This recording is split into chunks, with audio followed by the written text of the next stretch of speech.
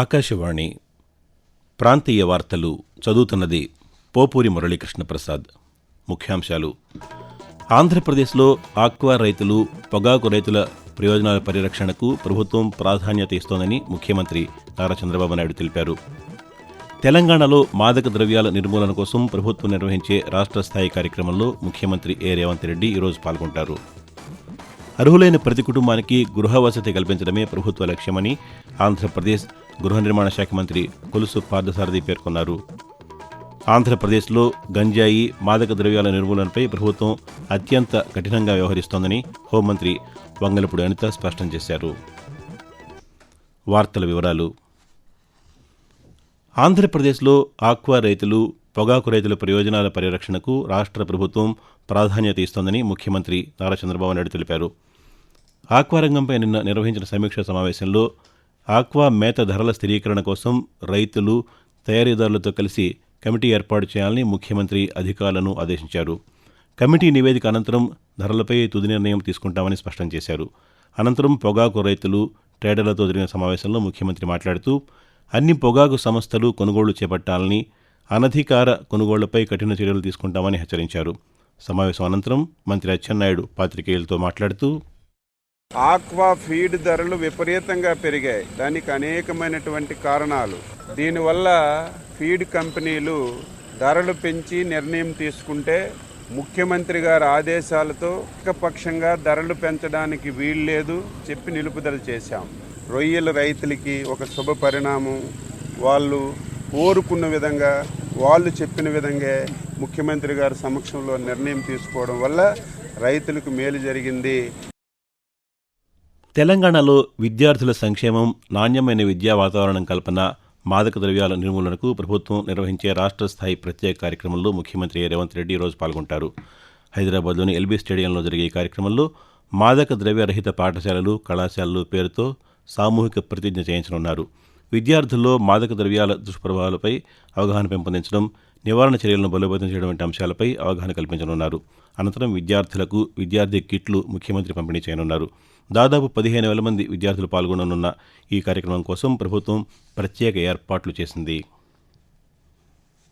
అర్హులైన ప్రతి కుటుంబానికి గృహ వసతి కల్పించడమే ప్రభుత్వ లక్ష్యమని ఆంధ్రప్రదేశ్ గృహ నిర్మాణ శాఖ మంత్రి కొలుసు పార్థసారథి తెలిపారు. అమరావతిలోని రాష్ట్ర సచివాలయంలో ఆయన నిన్న పాత్రికేయులతో మాట్లాడుతూ పక్కా గృహాల నిర్మాణానికి ప్రాధాన్యతనిస్తూ ఇప్పటివరకు 4,50,000 ఇళ్ల నిర్మాణాన్ని పూర్తి చేసి లబ్ధిదారులకు అందజేశామని చెప్పారు. పేదల గృహ నిర్మాణం కోసం బడ్జెట్లో కేటాయించిన నిధులతో పాటు అదనంగా 2,000 కోట్ల రూపాయలు ఖర్చు చేశామని మంత్రి తెలియజేస్తూ ఈ ప్రభుత్వం ఈ 5 సంవత్సరాల కాలంలో అర్హత ఉన్న ప్రతి పేదవాడికి కూడా గృహ నిర్మాణం చేసి ఇవ్వాలి అనే ఆదేశంతో పనిచేస్తుందని చెప్పేసి మనం చేస్తామని నేను. ఇది కేంద్ర ప్రభుత్వం, రాష్ట్ర ప్రభుత్వం చేపడుతున్న గృహ నిర్మాణ కార్యక్రమం. ఈ ప్రభుత్వం వచ్చిన తర్వాత దాదాపు 4,50,000 ఇల్లు ఇప్పటికి పూర్తి చేయడం జరిగిందని చెప్పేసి కూడా నేను ఈ సందర్భంగా తెలియజేస్తా ఉన్నా. నేను యోగాంధ్ర 2026 కార్యక్రమానికి రాష్ట్ర వ్యాప్తంగా విశేష స్పందన లభిస్తోందని వైద్య ఆరోగ్య శాఖ మంత్రి వై సత్యకుమార్ యాదవ్ తెలిపారు. ఈ నెల 21న నిర్వహించనున్న అంతర్జాతీయ యోగా దినోత్సవం నేపథ్యంలో యోగాంధ్ర కార్యక్రమంలో పాల్గొనేందుకు 1 కోటి మందికి పైగా నమోదు చేసుకున్నారని నిన్న ఒక ప్రకటనలో వెల్లడించారు. యోగాంధ్ర కార్యక్రమాలను విజయవంతం చేసేందుకు విస్తృత ఏర్పాట్లు చేస్తున్నామని సత్యకుమార్ యాదవ్ పేర్కొన్నారు. ఆంధ్రప్రదేశ్లో 10వ తరగతి అడ్వాన్స్డ్ సప్లిమెంటరీ పరీక్షల ఫలితాలు ఈరోజు విడుదల కానున్నాయి. ఈరోజు ఉదయం 10 గంటలకు విద్యాశాఖ మంత్రి నారా లోకేష్ ఫలితాలను విడుదల చేయనున్నారని పరీక్షల విభాగం సంచాలకులు ఒక ప్రకటనలో వెల్లడించారు. మే 25 నుంచి ఈ నెల 4వ తేదీ వరకు ఈ సప్లిమెంటరీ పరీక్షలు నిర్వహించారు.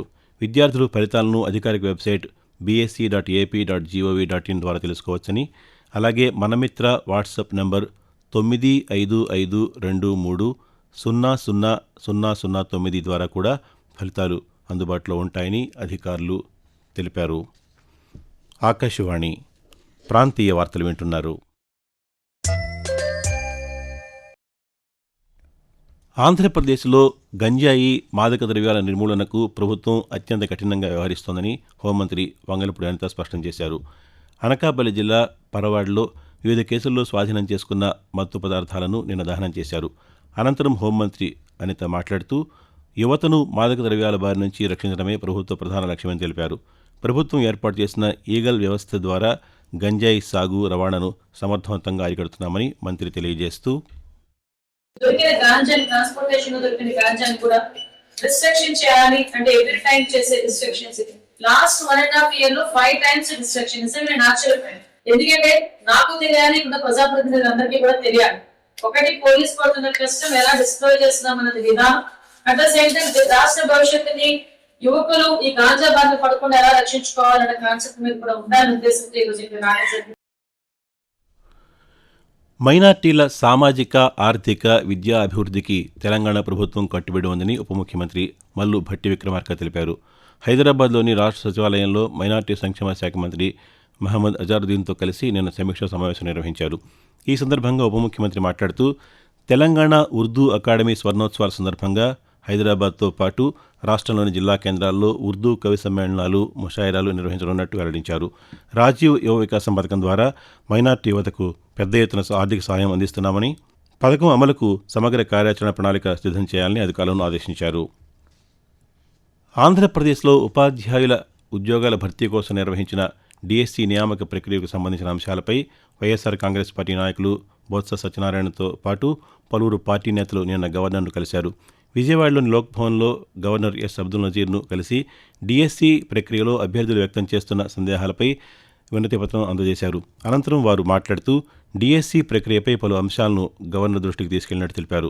అలాగే డిఎస్సి అవకతవకలపై సమగ్ర విచారణ జరిపి నియామక ప్రక్రియలో ఉన్నట్లు భావిస్తున్న లోపాలపై తగిన చర్యలు తీసుకోవాలని గవర్నర్ కోరామని తెలిపారు. ప్రముఖ ధ్వని అనుకరణ కళాకారులు డాక్టర్ నేరేళ్ల వేణుమాధవ్ వర్ధంతి ఈరోజు. ఎంతోమంది ప్రముఖుల రాజకీయ నాయకుల గళాలను అతి సునాయాసంగా అనుకరించిన ఆయన తెలంగాణలోని వరంగల్లో 1932 డిసెంబర్ 28న జన్మించారు. ధ్వని అనుకరణ మిమిక్రీలకు గాను కళాప్రపూర్ణతో సహా పలు పురస్కారాలను, పద్మశ్రీ పురస్కారాన్ని నేరేళ్ల వేణుమాధవ్ అందుకున్నారు. 2018 జూన్ 19వ తేదీన ఆయన తుది శ్వాస విడిచారు. కాగా నేరేళ్ల గౌరవార్థం ఆయన పుట్టినరోజు డిసెంబర్ 28ని ప్రపంచ మిమిక్రీ దినోత్సవంగా జరుపుకోవడం విశేషం. ఆంధ్రప్రదేశ్లోని గ్రామీణ ప్రాంతాల్లోనూ ప్రధానమంత్రి సూర్యఘర్, పీఎం కుసుమ్, విద్యుత్ పంపిణీ వ్యవస్థ పునరుద్ధరణ ఆర్డీఎస్ఎస్ పథకాలపై విస్తృత అవగాహన కార్యక్రమాలు నిర్వహించాలని చిత్తూరు పార్లమెంటు సభ్యులు దగ్గుమళ్ల ప్రసాదరావు అధికారులను ఆదేశించారు. చిత్తూరులో నిర్వహించిన విద్యుత్ సంస్కరణల అమలు కమిటీ సమావేశంలో ఆయన నిన్న మాట్లాడుతూ సెప్టెంబర్ 30 నాటికి అపరిష్కృతంగా ఉన్న విద్యుత్తు, సోలార్ పనులను పూర్తి చేయాలని సూచించారు. సూర్యఘర్ పథకం కింద ఎస్సీ, ఎస్టీ కుటుంబాలకు ఉచిత సౌర ఫలకాలను ఏర్పాటు చేస్తున్నామని తెలిపారు. వాతావరణం.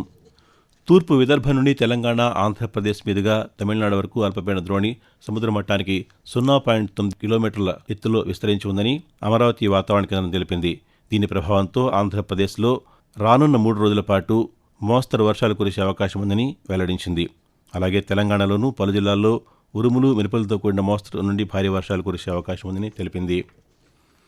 ఆంధ్రప్రదేశ్లోని కృష్ణా జిల్లాను ఆదర్శ జిల్లాగా తీర్చిదిద్దేందుకు చర్యలు తీసుకుంటున్నామని జిల్లా ఇన్ఛార్జి మంత్రి వాసంశెట్టి సుభాష్ తెలిపారు. మచిలీపట్నంలో నిర్వహించిన జిల్లా సమీక్ష సమావేశంలో ఆయన నిన్న మాట్లాడుతూ అన్నదాత సుఖీభవ, పీఎం కిసాన్ పథకం కింద 1,33,000 రైతు కుటుంబాలకు 252,94,00,000 రూపాయల పెట్టుబడి సాయం అందించామని తెలిపారు. మచిలీపట్నం పోర్టు రాష్ట్ర ఆర్థికాభివృద్ధికి కీలకంగా మారనుందని, పోర్టు, ఫిషింగ్ హార్బర్ ప్రాజెక్టులు పూర్తయితే వేలాది మందికి ఉపాధి అవకాశాలు లభిస్తాయని మంత్రి తెలిపారు. ప్రాంతీయ వార్తలు ముగించే ముందు ముఖ్యాంశాలు మరోసారి. ఆంధ్రప్రదేశ్లో ఆక్వా రైతులు, పొగాకు రైతుల ప్రయోజనాల పరిరక్షణకు ప్రభుత్వం ప్రాధాన్యత ఇస్తుందని ముఖ్యమంత్రి నారా చంద్రబాబు నాయుడు తెలిపారు. తెలంగాణలో మాదక ద్రవ్యాల నిర్మూలన కోసం ప్రభుత్వం నిర్వహించే రాష్ట్ర స్థాయి కార్యక్రమంలో ముఖ్యమంత్రి రేవంత్ రెడ్డి ఈరోజు పాల్గొంటారు. అర్హులైన ప్రతి కుటుంబానికి గృహవసతి కల్పించడమే ప్రభుత్వ లక్ష్యమని ఆంధ్రప్రదేశ్ గృహ నిర్మాణ శాఖ మంత్రి కొలుసు పార్థసారథి పేర్కొన్నారు. ఆంధ్రప్రదేశ్లో గంజాయి, మాదక ద్రవ్యాల నిర్మూలనపై ప్రభుత్వం అత్యంత కఠినంగా వ్యవహరిస్తోందని హోంమంత్రి వంగలపూడి అనిత స్పష్టం చేశారు. ఆకాశవాణి ప్రాంతీయ వార్తలు ఇంతటితో సమాప్తం.